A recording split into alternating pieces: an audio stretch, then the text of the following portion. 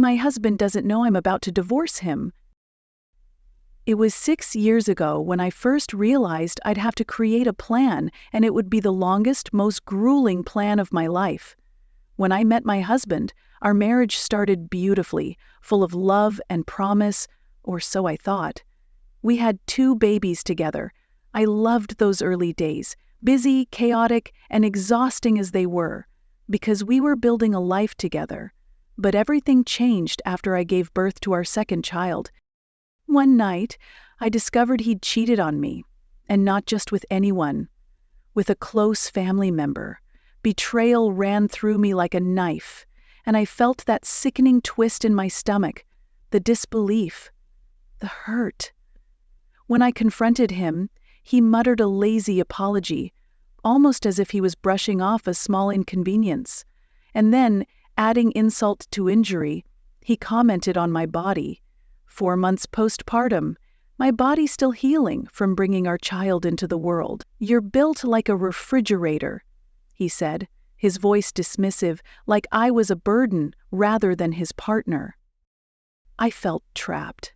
I knew that if I left him right then and there, I'd have nothing. I was a stay-at-home mom with no job, no income, no car in my name, no assets of my own. We had barely $25,000 to our names, and splitting that wouldn't be enough for me to survive on with 2 small children. Alimony and child support wouldn't even cover half of what I'd need. I knew I had to be strategic. So I kept quiet, swallowed my pride, and put on a facade. I let him believe that I had forgiven him, that I'd moved on, that we were okay. But inside, I knew I was laying the groundwork for my escape. The months dragged by, and then he cheated on me again, this time with a random woman he'd met on a night out. I was furious, filled with a rage I could barely contain, and in a moment of anger, I cheated back. It was petty, I know, but it was my way of taking back a little bit of power. He never found out. I was careful. I knew how to cover my tracks, unlike him, but that wasn't enough to make me feel truly in control. I wanted my independence back, my freedom. I wanted a way out. That's when I came up with a plan. Over the next few years, I focused on rebuilding my life in secret. I convinced him to pay for me to go to trade school. It was a pricey program, but he covered every penny, probably assuming it would be a way for me to contribute more to our household.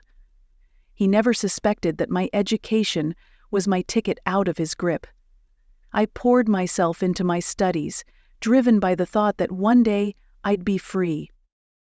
Eventually, his income grew. We bought a house, and he bought a car for me, putting everything in both of our names. My anger at him never faded, but I kept it buried. I bided my time, patiently waiting, watching as our marital assets accumulated. Finally, I finished my program and found a job. For the first time in years, I had my own income.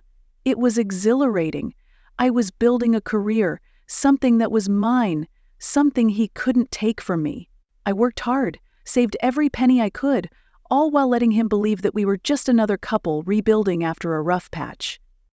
He didn't notice that I'd started working on myself in other ways too. I started losing weight, 66 pounds, all thanks to a medication he'd paid for without even blinking an eye. And then, after years of feeling insecure and ashamed of my body because of his words, I decided to undergo a breast reduction and lift, something I'd wanted for so long. Looking in the mirror, I hardly recognized myself. I felt powerful, renewed, and ready to take control of my life. Now here I am, nearly 7 years after the betrayal that started it all. I look amazing, better than I have in years. I'm financially independent, with a career I worked hard to build, and I'm finally ready to leave. With our accumulated assets and savings, I stand to walk away with at least $200,000, not to mention the house and the car he so generously paid for, which are both partially mine. And he has no idea. He still thinks I'm his loyal wife, that I'll stay by his side no matter what. But I'm done. I've been done for years, and now I get to walk away from him and the life we built on his terms to start a new chapter on mine. I'm excited for the future, for the freedom that's finally within reach. I don't doubt that I'll find happiness. Again, maybe even love.